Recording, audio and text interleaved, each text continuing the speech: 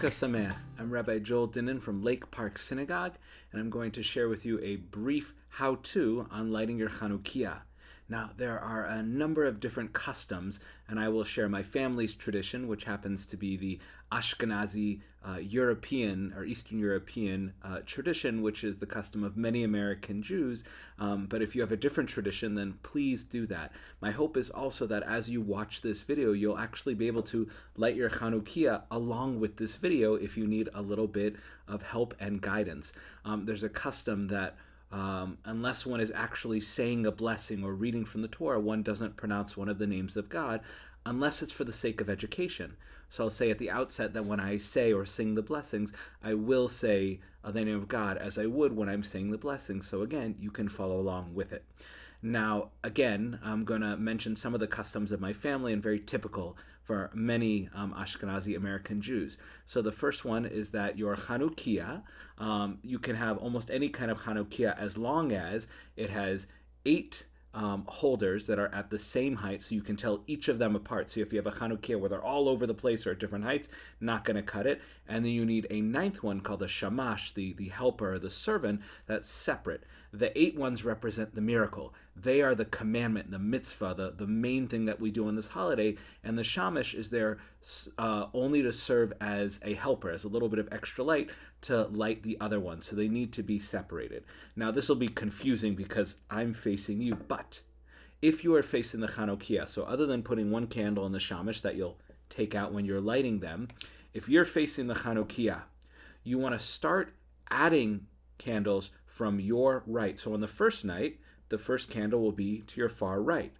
Now, to make it a little easier, if it's the second night, which this year will be December 11th, on the night of the 11th, you're going to, again, add it coming from the right. So there'll be 2 on my right, which if you're, just glue them down there. If you turn it around, they'll be facing you that way. And you also don't want to be holding up the Chanukiah when you light it. You want to put it down on a table. Now, you add them from the right, but you light them from the left. And now we'll just get right into it. I'm not going to use fire now because I'm surrounded by books, but you would light your candle. And this is very important. A lot of people are confused about this.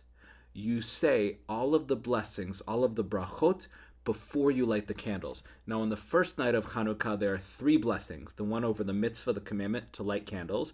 The second one is over the miracle, al hanisim, on the miracles, said every night. And then either on the first night that you're lighting, or on the first night, or the first time you're lighting. Let's say you're on a trip, a journey, or for whatever reason, you can't light your Chanukiah until the 3rd night of Hanukkah.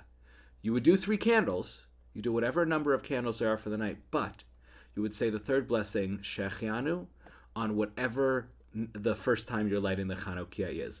So imagine that this is on fire, and I'm not afraid of fire. And again, if you're lighting with me, light your shamash, hold it carefully. You don't need to get wax on your hands. You can wrap it in tin foil. Theoretically, you could use a match or a lighter. Again, you just need a separate thing of light to light the candles.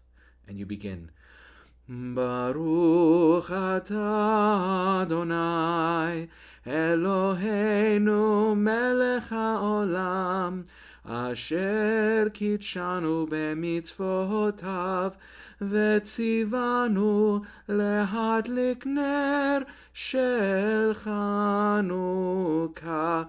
I didn't mention that for Ashkenazi Jews, the custom is that everybody has their own Chanukiah, so everybody who's lighting would say the blessing together and no one says Amen. But if you have a guest who's not lighting, they should say, I'd like to include myself in your lighting, and they would say Amen to it. But you say the first blessing, and if there's no one there, no Amen, and you go to the second one.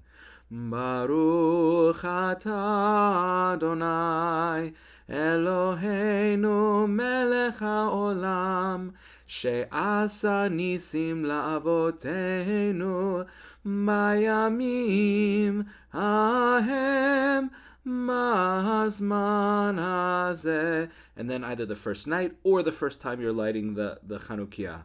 Baruch atah Adonai Eloheinu melech haolam שהחיינו וקיימנו והגיענו לזמן הזה.